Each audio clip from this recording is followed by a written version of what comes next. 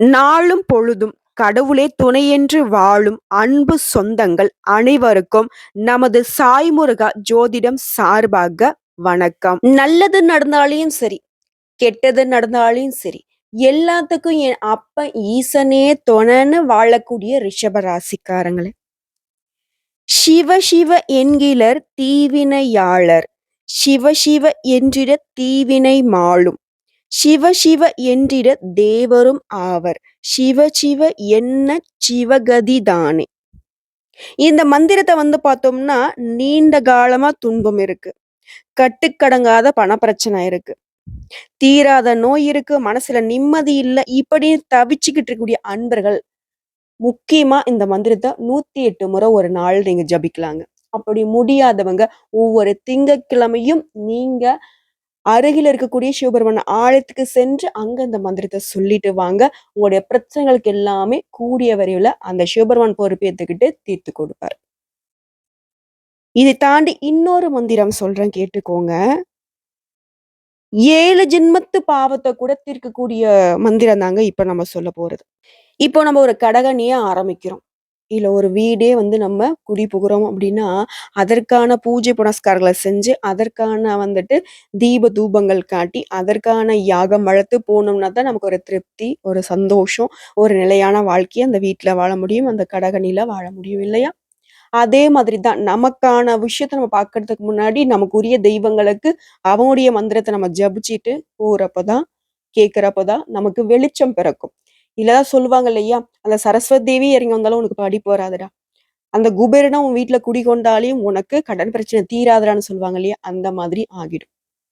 So ரிஷபராசியை பொறுத்த வரைக்கும் தலைப்பு ரொம்ப வித்தியாசமா இருக்கு. ரிஷபராசியை எதிர்த்தால் மரணம் தான் நிச்சயம். அந்த யமனே இவங்களை பார்த்து பயப்படுவாங்களாம். காரணம் என்ன? நீதி, நேர்மை, தான் உண்டு தான் வேலை உண்டு, யாருக்கும் எந்த துரோகமும் செய்யாம ஒரு கடவுள் கொடுத்த வாழ்க்கையை சிறப்பாக வாழுறாரு. சோ அதனால இவங்களை யமனே கூட்டிட்டு போக வந்தாலையும் இவங்களை பார்த்து அவர் அஞ்சுதான் நிப்பார். அதற்கான தலைப்பு தான் அது. அது நம்ம என்னன்னு விரிவா பார்ப்போம். அதுக்கு முன்னாடி உங்களுக்கு எப்பவும் உகந்த தெய்வம்னாக்க சிவபெருமான் தான். ஏன்னா நீங்க காளை வடிவானவர், ஆண் ராசி. காளை யாருக்கு அஸ்டண்ட்? நம்முடைய சிவபெருமானுக்கு நேரடியா பார்க்கக்கூடியவர். நம்முடைய சக்தி கூட பாத்தீங்கன்னா சிவபெருமான் கிட்ட பேசணும்னாக்கா அனுமதி பெறணும். அனுமதியே இல்லாம டைரக்டா சிவபெருமான் கிட்ட போய் பேசக்கூடியவர் நம்மளுடைய நந்தி தேவர் இல்லையா? அவர் தானே காளை வடிவம். சோ இப்ப நம்ம நந்தி தேவருக்கு ரொம்ப பிடிச்சமான சிவபெருமானுடைய நாமத்தை சொல்லி 7 தலைமுறைக்கு செஞ்ச பாவம் என்னவோ தெரியல, என் தலையில விடிஞ்சிருக்கு போல, நான் இவ்வளவு கஷ்டப்பட்டுட்டு இருக்கேன்லாம் ஒரு சிலர் புலம்புவாங்க இல்லையா? அது நமக்கு வேண்டாமே. அந்த 7 தலைமுறை பாவத்தையும் போக்கிக்கூடிய ஒரு மந்திரத்தை நம்ம சொல்லி இந்த வீடியோ பதிவை நம்ம தொடர்ந்து பார்க்கலாம். ஓம் நமக் சிவாய. ஓம் ஸ்ரீ சோமநாதீஸ்வராய நமக. ஓம் ஸ்ரீ மல்லிகார்ஜுனேஸ்வராய நமக. ஓம் ஸ்ரீ மகா காளேஸ்வராய நமக. ஓம் ஸ்ரீ ஓங்கார மலேஸ்வராய நமக. ஓம் ஸ்ரீ வைத்திய பீம சங்கரேஸ்வராய நமக. உங்களால இந்த மந்திர சொல்ல கேட்கறதுக்கே அந்த சிவபெருமானுடைய அருள் உங்களுக்கு பரிபூர்ணமா இருக்குன்னு அர்த்தங்க. முடிஞ்சது அப்படின்னாக்க நீங்க சொல்ல முடிஞ்சா சொல்லுங்க, நல்லது. சிவபெருமானுடைய பாதங்களை தொட்டு வணங்கி ரிஷபராசியோட குணநலங்கள் என்ன, பிறப்பிலிருந்து இறப்பு வரை என்ன, ஏன் இவங்களுக்கு இவ்வளோ மகா சக்தி இருக்கு, இவங்களுடைய பிளஸ்ஸான விஷயங்கள் எந்த அளவுக்கு இவங்களுக்கு வாழ்க்கை முழுக்க துணை வரப்போகுது, எந்த மாதிரியான ஒரு சின்ன பாதகமான விஷயம் கூட இவங்களுக்கு வாழ்க்கையை புரட்டி போடும்ங்கிறத தெளிவா பார்த்துட்டோம் அப்படின்னா இவங்களுக்கு கூடுதல் விவரமா இருக்கும். இவங்க வாழ்க்கையை வளமோடு வாழ்றதுக்கு அந்த சிவபெருமான் துணை நிற்பாருன்னு சொல்லி இந்த வீடியோ பதிவை நம்ம பார்க்கலாம். என்ன பாப்பா சும்மா வீடியோ பதிவுங்கிற ரொம்பலாம் இது பண்ணாத, கொஞ்சம் தெளிவா சொல்ல. ஏதோ சொல்லும் போதே ஒரு மாதிரி இருக்கு அப்படின்னு பயப்படாதீங்க.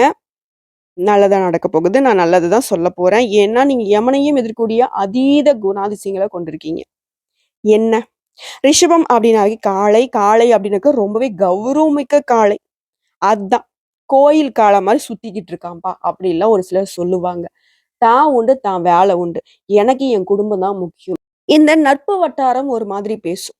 டேய் வாடா ஃப்ரெண்ட்ஸ் கூட வெளிய போலாம். வாடா தம் அடிக்கலாம். வாடா குடிக்க போலாம். வாடா நல்லா சாப்பிடலாம். ஊர் சுத்தலாம். எதற்கும் இடம் கொடுக்காதவங்க. மனைவி, மக்கள், அப்பா, அம்மா, கூட பொறந்தவங்க, குடும்பம் இது மட்டும் தான் இவங்களுடைய உலகம். கடவுள், ஆன்மீகவாதிங்க இந்த ரிஷப ராசிக்காரங்க. அதாவது ஜல்லிக்கட்டுல கூட வந்து பார்த்தீங்கன்னாக்க, யாருமே காளைய வந்து பிடிக்க மாட்டாங்க. தொட்டு கும்பிட்டு வழிவிடுவாங்க. அப்படிதாங்க ரிஷப ராசியோட குணநலங்கள் மத்தவங்க பார்த்து வணங்கக்கூடிய விதத்துல இருக்கும். முக்கியமா அந்த ராசியில பிறந்த ஆணுக்கு இயற்கையிலேயே பெண்கள கவரக்கூடிய ஒரு வசிய சக்தி இருக்குங்க. ரிஷபத்தினுடைய அதிபதி சுக்கிரன் அப்படிங்கிறதுனால, இவருக்கு எதிர்பாலினத்த இயல்பாவே இருக்கக்கூடிய தன்மை இருக்கு. சுக்கிரன் வந்து குருவுக்கு அடுத்தபடியா முழு சுபகிரகமா இருக்கிறதுனால, ரிஷப ராசியில, ரிஷப லக்னத்துல பிறந்தவங்க யாருக்குமே தீங்கு நினைக்காதவங்க. ஆனா சுயநலவாதிங்க தான். அதுக்குன்னு இவங்கள குத்தம் சொல்ல முடியாது. தான் உண்டு, தான் வேலை உண்டு. ஓகேவா? முக்கியமா தான தர்மங்கள்ல அதிகமா ஈடுபாடு கிடையாது. ஓகேவா? இவங்களுடைய தோற்றம்னு பார்த்தோம்னாக்கா, ஒரு நடுத்தர உயரமா இருப்பாங்க. நல்ல மிடுக்கான தோற்றம் இருக்கும். ஒரு அமைதியான சுபாவம் இருக்கும். முக்கியமா இவங்களுடைய கண்ணு வந்து பார்த்தீங்கன்னாக்கா பேசுங்க. மத்த பெண்கள ஈர்க்கிறதுக்கான ஒரு காந்த சக்தி அவங்க கண்ணுல இருக்கும். என்னதான் இவங்களுக்கு எல்லா விதங்களையும் வஷ சக்தி இருந்தாலும், ஒருத்தனுக்கு ஒருத்தி தான். அப்படின்னு வாழக்கூடிய ஒரு உன்னதமான படைப்பு. தான் உண்டு, தான் வேலை உண்டு. வம்பு தும்புக்கு போக மாட்டாங்க. பொது காரியங்கள்ல ஈடுபட்டாலும், தன்னுடைய காரியத்துல கவனமா இருப்பாங்க. ஆரி கூத்தாடினாலும் காரியத்தில் கவனமா இருக்கிறவங்க. அரசியல் இருந்தாலும் சரி, தன்னுடைய குடும்ப மேன்மைக்காக மட்டுமே அதிகமா முக்கியத்துவம் கொடுப்பாங்க. தன்னுடைய மனைவி, தன்னுடைய மக்கள் அப்படிங்கிறது மட்டும் நல்லது. கெட்டது என்ன செஞ்சாலும் சரிங்க, அவங்கள ரொம்ப உசுரா நேசிப்பாங்க.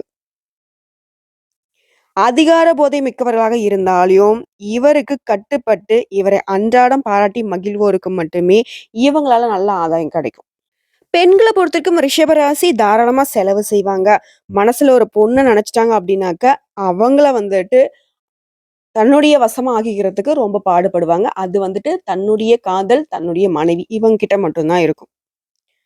எவ்வளவுதான் வந்துட்டு கோபதாபங்கள் இருந்தாலும், தன்னுடைய மனைவி கிட்டயும், தன்னுடைய அப்பா, அம்மா கிட்டயும், தன்னுடைய குழந்தைகள் கிட்டயும், தன்னுடைய அப்படின்னு முடிவு பண்ணிட்டாவே அவங்க கிட்ட வந்து முடிஞ்ச அளவுக்கு கோபத்த கட்டுக்குள்ள வச்சுப்பாங்க. முக்கியமா ரிஷபராசி பெண்களுடைய அறிவாற்றலை கண்டு ரொம்பவே வந்து பார்த்தீங்கன்னா சந்தோஷப்படுவாங்க. அவங்கள ரசிக்கவும் செய்வாங்க. அவங்களுடைய செயல்பாடுகள ரொம்ப மதிப்பாங்க. எதுவுமே வெளிப்படையாக சொல்லி பாராட்ட மாட்டாங்களே தவிர்த்து, மனசுக்குள்ள வந்து பார்த்தீங்கன்னா, ரொம்பவே ரசிப்பாங்க. அதே சமயத்துல அவங்கள தடுக்கவும் மாட்டாங்க. இவங்களுக்கு வந்து பார்த்தீங்கன்னா, நெகட்டிவா பேசுறது அப்படிங்கிறது சுத்தமா புடிக்காது. எந்த ஒரு விஷயமா இருக்கட்டும், அது தோல்வியாவே ஆகப்போகுது அப்படின்னாலயும் சரி, நல்லத பேசணும், நல்லத செய்யணும். முடிஞ்ச அளவுக்கு போராடி அத வெற்றி பெறறதுக்கு பாடுபடக்கூடியவங்க. முக்கியமா இவனோட குணம் என்ன தெரியுங்களா? கொள்ள, களவு, புறம் பேசுறது, கிசுகிசு பேசுறது இந்த மாதிரியான விஷயங்கள சுத்தமா புடிக்காது. அந்த இடத்துல இருக்கவும் மாட்டாங்க. இவங்க அந்த விஷயத்த செய்யவும் மாட்டாங்க. ரிஷபராசிய பொறுத்தவரைக்கும் ஆணா இருந்தீங்கனாக்கா உங்களுக்கு நிலமும், இதுவே பெண்ணா இருந்தீங்கனாக்கா நீரும் பொருத்தமா இருக்கும். இந்த ரிஷபத்த பொறுத்தவரைக்கும் ஒரு பெண்ண நேசிக்கிறாங்க அப்படின்னா, அவங்க ஒருவேள பிரேக்கப் ஆகுது, தன்ன விட்டு போறாங்க அப்படின்னாக்கா, அது இவங்களால சகிச்சுக்கவே முடியாது. அவங்க இல்லன்னா வாழ்க்கை இல்ல அப்படின்ற அளவுக்கு ஒரு கடைசி கட்டத்துக்கு போறதுக்கு கூட தயங்கவே மாட்டாங்க. ரொம்பவே கடினமாவும் அதுக்காக பாடுபடுவாங்க. அவங்கள நெனச்சு படும் வேதனையில வந்து பார்த்தீங்கன்னா, கல்லும் கரைஞ்சு போகும். அந்த அளவுக்கு வேதனைப்படுவாங்க. பொதுவா அந்த ரிஷப ராசிய பொறுத்தவரைக்கும் ஆண் அப்படிங்கிறது தன்னுடைய மனைவி, மக்கள், பணியாட்கள், நண்பர்கள் இவங்க எல்லார்கிட்டயும் சரி, ஒரு விஷயத்த மட்டும் ரொம்ப கண்டிப்பா எதிர்பார்ப்பாங்க. என்னன்னு பார்த்தோம்னா, ஒரு பொது இடத்துல இருக்கோம்னு வச்சுக்கோங்களேன், அவங்களுக்கு புடிக்காத மாதிரி சத்தமா பேசுறதோ, அரட்டை அடிக்கிறதோ, இல்ல கேலி பேசுறதோ, இந்த மாதிரியான விஷயத்துல ஈடுபடவே கூடாது. அது வந்து ரிஷபத்துக்கு சுத்தமா புடிக்காது. முடிஞ்ச அளவுக்கு பார்த்தீங்கன்னா, அந்த இடத்த விட்டு விலகிருவாங்க. இல்ல ஒரு மாதிரி முறைப்பாங்க. இன்னும் ஒரு கட்டம் மேல போச்சுன்னா, அந்த இடத்துலயே வந்து அவங்கள கண்டிக்க செய்வாங்க. தண்டிக்கவும் செய்வாங்க. இந்த ஒரு சிலர்லாம் வந்து பார்த்தீங்கன்னாக்கா, அடிச்சு இழுத்துட்டு போறதுலாம் இருக்குல்ல, இதெல்லாம் கூட இவங்க மூர்க்கத்தனமா பண்றதுக்கும் வாய்ப்பு இருக்கு. ஏன்னா, தன்னோடது இப்படிதான் இருக்கணும் அப்படிங்கிற பழைய பஞ்சாங்கத்த கட்டிக்கிட்டு அழுறவங்க அப்படின்னு கூட இந்த ரிஷபராசிய நம்ம சொல்லலாம். அது வந்து தப்பு கிடையாது இல்லையா?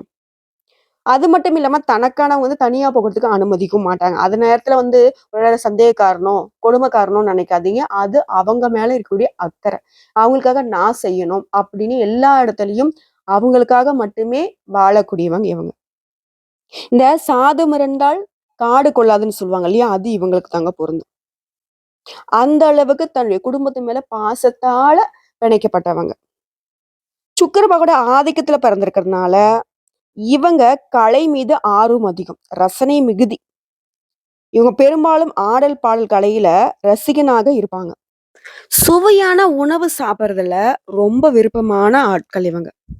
வீர விளையாட்டுகள்ல ஈடுபட மாட்டாங்க. உடலை வருத்தி எந்த ஒரு விஷயத்தையும் செய்யறதுக்கு இவங்க தயாராவே இருக்க மாட்டாங்க. அமைதியா மெலடி, கர்நாடக சங்கீதம், பரதநாட்டியம் இந்த மாரி விஷயத்த ரொம்ப விரும்பி பார்ப்பாங்க. அலட்டிக்காம அமர்ந்து ரசிக்கக்கூடியவங்க. இவங்க ஒரு நல்ல கலா ரசிகன்னு சொல்லலாம். வாழ்க்கையே வந்து பார்த்தீங்கன்னாக்கா, அணுவணுவா ரசிச்சு வாழக்கூடியவங்கன்னே இவங்கள சொல்லலாம். உணவ பார்த்தோம்னா, உண்ணும் உணவுல கூட கலர் கலரா சாப்பிடணும்னு நெனைப்பாங்க. முக்கியமா மஞ்சள் நிற மாம்பழம், ஆரஞ்சு கலர்ல கமலாப்பழம், செவ்வாழை, கேரட்டு, பீன்ஸு, பீட்ரூட், பாதாம் அல்வா, பொன்னிறத்துல மெதுவடை, சர்க்கரை பொங்கல், வெண்பொங்கல் இந்த மாதிரி காஸ்ட்லியான, ரிச்சான உணவுகளை விரும்பி சாப்பிடுவாங்க. அது வந்து அழகா பரிமாறப்பட்டு ரசனையோட இருக்குது அப்படின்னாக்கா, அப்படியே அழகா உக்காந்து சாப்பிட்டுட்டு இருப்பாங்க.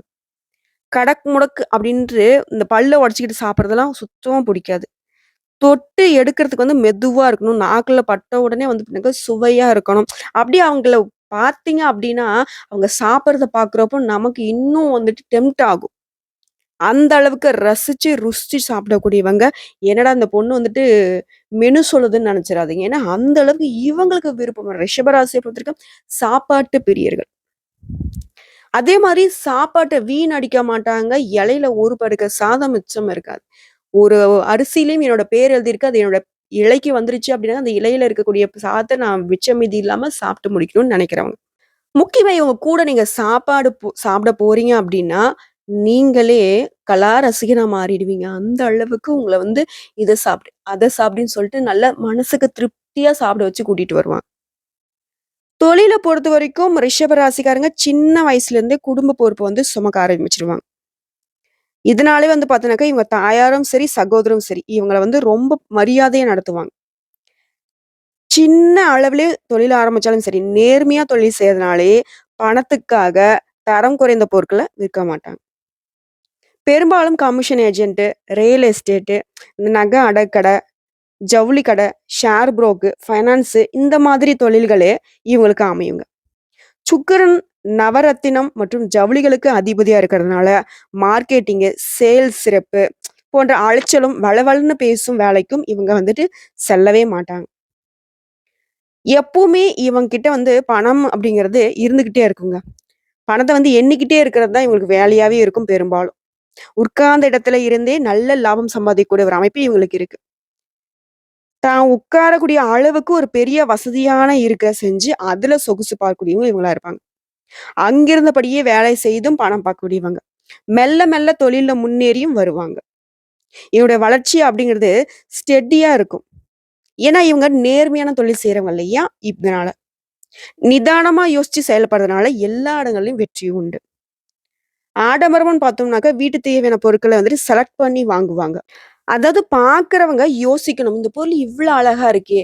எங்க வாங்கியிருப்பான்? அதுவும் இவ்ளோ இதோட ரேட்ட கேட்டாக்கா, அவங்களுக்கு தல சுத்துற அளவுக்கு இருக்கணும். அப்படிங்கிறத வாங்குன அதாவது வச்சா குடுமி, அடிச்சா மொட்டைன்ற அளவுக்கு இல்லாம கூட இருக்கட்டும். பட் நான் வாங்குறேன் அப்படின்னாக்கா, அதுக்காக நான் கொஞ்சம் காலம் எடுத்துக்கிட்டாலும் பரவால்ல. கொஞ்சம் அதிகமான பணம் போட்டு மத்தவங்க வியந்து போறக்கூடிய அளவுக்கு என்னோட வீடு இருக்கணும்ன்று ஆடம்பர செலவு செய்றதுக்கும் தயங்க மாட்டாங்க. அது ஒண்ணும் பெருசா தப்பு கிடையாது இல்லையா? அன்பு அரவணைப்புன்னு பார்த்தோம்னாக்க, தந்தையாக பெற்றவர்கள் பாக்கியசாலிங்க. இவங்க தன்னோட குடும்பத்த வந்து தன்னோட பிள்ளைகளுடைய அரவணைப்புல ரொம்பவே வந்து இவங்களுக்கு நிகர் யாரையுமே பார்க்க முடியாது. அன்பு காட்டுறதுலயும் சரி, அவங்க கிட்ட அன்பா நடந்துக்கிறதுலயும் சரி, கடவுளுக்கு நிகர்னே சொல்லலாம். ரிஷப ராசிகள்லயும் வந்துட்டு அன்புல வெற்றி கொள்றதுக்கு யாருமே பொறக்கலைங்க. முக்கியமா தன்னோட பிள்ளைகளுக்கு நல்ல வழிகாட்டியா இருப்பாங்க. அவங்களுக்குன்னு ஒரு தடத்த அமைச்சு, அதுல பூ போட்டு அவங்கள வந்து வழி நடத்துவாங்க. நல்ல இடத்துல அவங்கள அமர்த்தணுங்கிறதுல ரொம்ப கடுமையா உழைக்கக்கூடியவங்க. அதற்காக நெறைய நல்ல நல்ல தகவல்கள வந்து தேர்ந்தெடுப்பாங்க. படிப்பு விஷயத்துல, தொழில் விஷயத்துல அவங்களுக்குன்னு சொல்லிட்டு பார்த்து பார்த்து ஒவ்வொரு விஷயம் செஞ்சுக்கிட்டே இருப்பாங்க.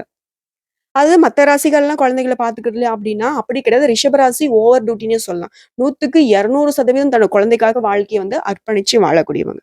இவருடைய வாக்கு வன்மன்னு பார்த்தோம்னாக்க, யாருக்காகவும், எதுக்காகவும் வளைஞ்சு கொடுத்து பேசுறது இவங்களுக்கு கிடையாது. நாசுக்காகவும் எடுத்து சொல்ல மாட்டாங்க. வாழைப்பழத்துல ஊசி ஏத்துறது மாரியும் பேசறதுக்கு இவங்களுக்கு தெரியாது. இதயத்துல ஊசி ஏத்துற மாரி சுருக்குன்னு தான் இவங்களுடைய வார்த்தைகள் இருக்கும். ஏன்னா, இவங்க நேர்மையா இருக்கிறதுனால என்னவோ தெரியல, ஒரு சில இடங்கள்ல இவங்கள மத்தவங்க பகையாளியா பார்ப்பாங்க. "அப்பா! என்ன கேள்விடா! இவன் கேட்கிற கேள்விக்கு நாக்க புடுங்கிட்டு செத்துடலாம் போல" அப்படின்னு சொல்லுவாங்க இல்லையா? அந்த மாதிரி பேசக்கூடியவங்க தான் ரிஷபராசி. தப்புன்னு பட்டுச்சுனாக்க அப்படிதான். ஒரே வெட்டு. துண்டு 2 இதுதான் இவங்களுடைய பேச்சாவே இருக்கும். சூதுவாது கிடையாது. எதையும் மறைச்சு பேச மாட்டாங்க. நல்லவங்களுக்கும் நல்லவங்க, கெட்டவங்களுக்கும் நல்லவங்க தான் இவங்க. அவங்களால என்ன நமக்கு கிடைக்கும்? அவங்க கிட்ட நம்ம வந்து சைன் காட்டிக்கலாம் அந்த ஒரு பேச்சுக்கு இடமே கிடையாது. எல்லாமே டைரக்ட் டீலிங் தான். ரிஷப ராசிகள பொறுத்தவரைக்கும் அதிகார ஆசை காரணமா சில சமயங்கள்ல சட்டுன்னு ஆள் மாறுவாங்களே தவிர்த்து, அதாவது பால் மாறுதுன்னா என்ன கொஞ்சம் சோம்பேறித்தனமா இருப்பாங்களே தவிர்த்து, எந்த ஒரு விஷயத்திலயும் யாருக்காகவும் பரிஞ்சு பேச மாட்டாங்க. பணம் இருக்கணும், செல்வாக்கு இருக்கணும். இந்த மாரியான இடங்கள்ல, முக்கியமா அதிகாரம் இருக்கக்கூடிய இடங்கள்ல தான் இருக்கணும்னு நினைக்கக்கூடியவங்க. தியாகம், சேவை அப்படின்னு சொல்லிக்கிட்டு, அதாவது தனக்கு லாபம் இல்லாத எந்த ஒரு வேலையும் இவங்க செய்ய மாட்டாங்க. தனக்கும், தன்னை சேர்ந்தவங்களுக்கும் பலன் தரக்கூடிய முடிவுகளையே இவங்க எப்பவுமே எடுப்பாங்க. முக்கியமா சிலருக்கு கடவுள் நம்பிக்கை இருக்காது. இந்த ராசியை சேர்ந்தவங்களுக்கு. எல்லாமே நம்ம உழைப்பால மட்டும் தான் நடக்குதுங்கிறதுல ரொம்பவே நம்பிக்கை கொண்டவங்க. அதிர்ஷ்டம் பார்க்கறது, இந்த சகுனம் பார்க்கறது, சென்டிமென்ட் இந்த மாதிரியான விஷயங்கள்ல ஆழமான நம்பிக்கை இருந்தாலும், இவங்களுக்கு ஒரு சில இடங்கள்ல கடவுள் நம்பிக்கை இல்லாம தான் இருப்பாங்க. ஆனாலும் இவங்கள வந்துட்டு ஒரு கோயில் காளைன்னே சொல்லலாம். இவங்க முக்கியமா குடும்பத்துக்கு குபேரன்ங்க. எல்லா விதங்கள்லயும் குடும்பத்துடைய நன்மைக்காக மட்டுமே தன்னோட வாழ்க்கையை அர்ப்பணிச்சு வாழக்கூடியவங்க.